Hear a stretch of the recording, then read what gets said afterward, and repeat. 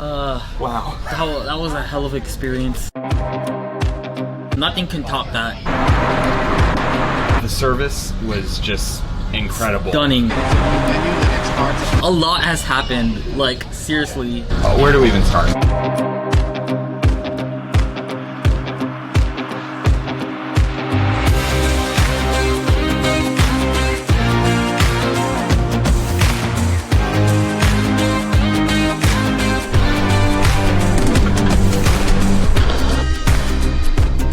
Hola.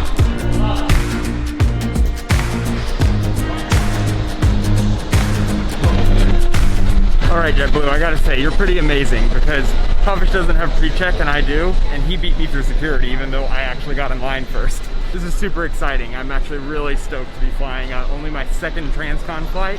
First time on JetBlue and first time on JetBlue Mint. 6 hours and change ahead of us. I'm hoping to edit some vlogs, I don't know, just get some good B-roll and enjoy the experience here. Let's do it.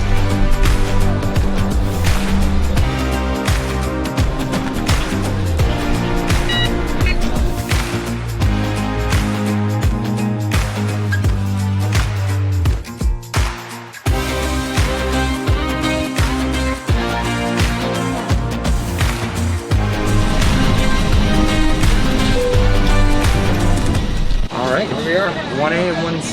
I've got some sort of mattress pad here that I'll stash away. I actually am probably going to put it to use later because I am pretty tired.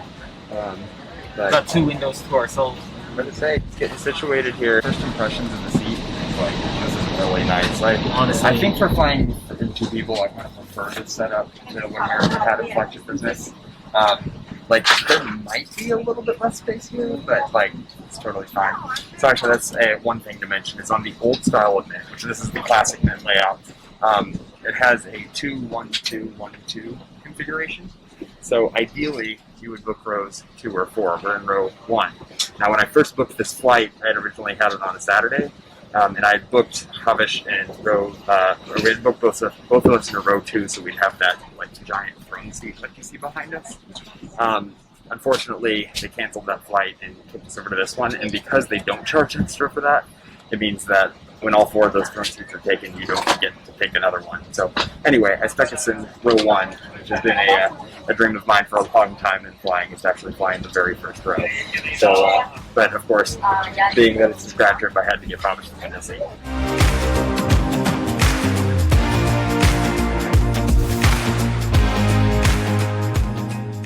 Have your seatbelt visible to the crew at all times. Your life vest is in a pouch underneath the seat joint councils between seats. Firmly pull the mask towards you to start the flow of oxygen. The bag may not inflate, oxygen will be flowing.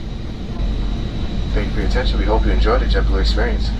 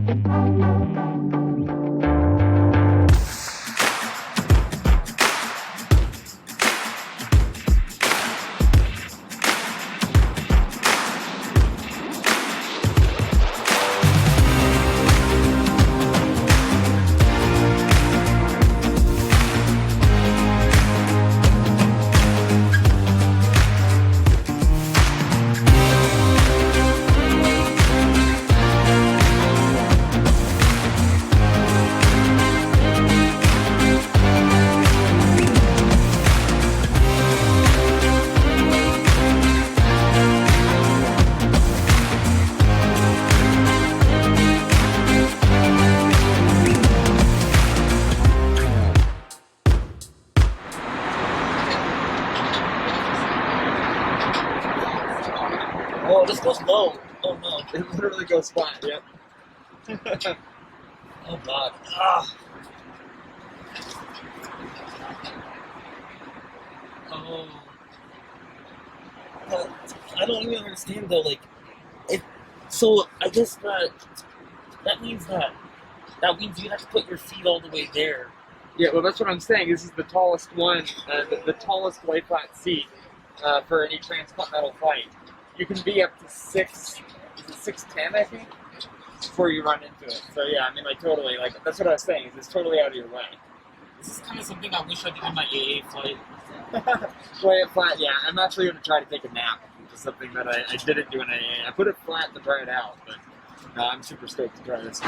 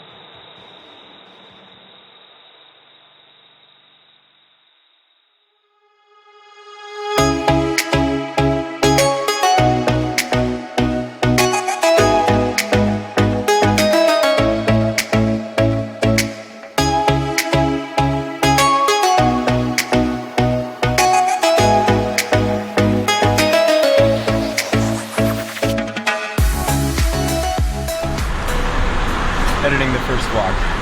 Oh, it's going slowly. Again, we thank you again for spending part of your day with us. We thank you for choosing JetBlue Airways. Okay, so according to the captain, we are about 165 miles outside of SeaTac. Puffs and I have actually both moved seats. He moved because he wanted to get a clearer shot of the engine on arrival. So there was a vacant seat that he's moved to over there. And I had the window seat, which I could have just taken his seat, but the flight attendant went ahead and told me that I could take row 3 if I wanted, because it's open as well and up for grabs. So yeah, I am super stoked to be able to get a window seat for arrival in the SeaTac.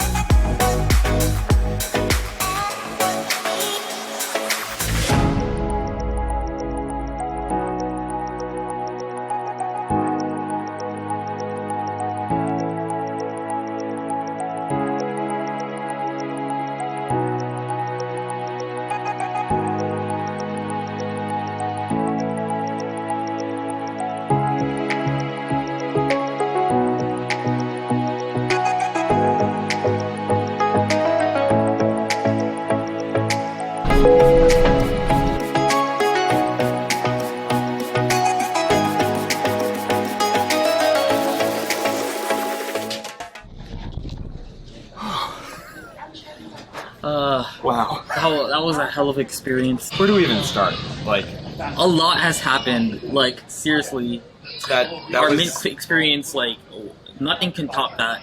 I think I agree. Like, I honestly, like, I expected it to be good because I'd heard good things, and like take what I expected the best flight of my life would be, and then like go a notch above that. Like, where do we even start? Like, the service was just incredible, Stunning, and it's like amazing. like from the very first moment. Our flight attendant Hazel made a like personal connection with us, and was just super friendly, like super attentive. Like, I mean, he was on it when it came to like getting snacks or getting food or getting whatever. Like, and one of the other flight attendants, Erin, she like came through, gave me service I'd never had before, which is she came and asked each of us, do we need anything out of the overhead bin? And she got it down for us, and she offered to put it back again before we had to descend. And I've never had that sort of like concierge level service. Like, that was just amazing. Food was, how was your food? It was great.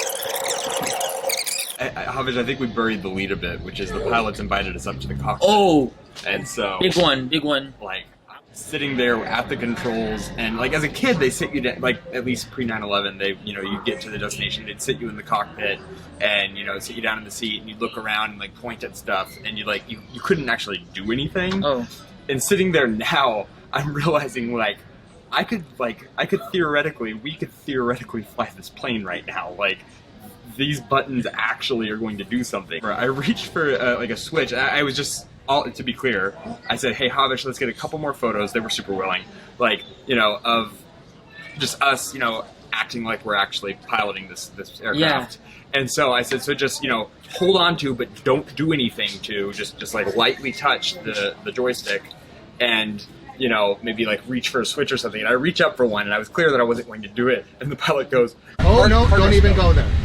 And he was not joking. And the thing I saw was the area was cargo smoke, and I have no idea what that does, but not something you want to do on the ground at a gate. Don't ever do it. That pilot was amazing, and I do not want to cost him his job. So all right. We got to head downtown to our hotel. Downtown, actually. we're gonna be touching the city for the first time. Yeah, and I'm praying that they actually have rental cars, because those are hard to come by these days. So I think we should probably actually wrap this vlog here.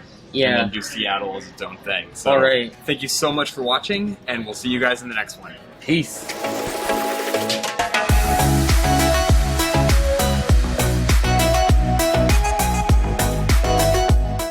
Hey, Sam Chewy. Man, after seeing all your videos when you went into the cockpit, of course you're on another level, but you kind of inspire us to do these type of videos in the future. Absolutely. And I feel like we had a similar experience to yours. We were hoping to come across you, maybe and crash you one day, but I don't know. Like, the world is in a not so good place, but we'll get there one day.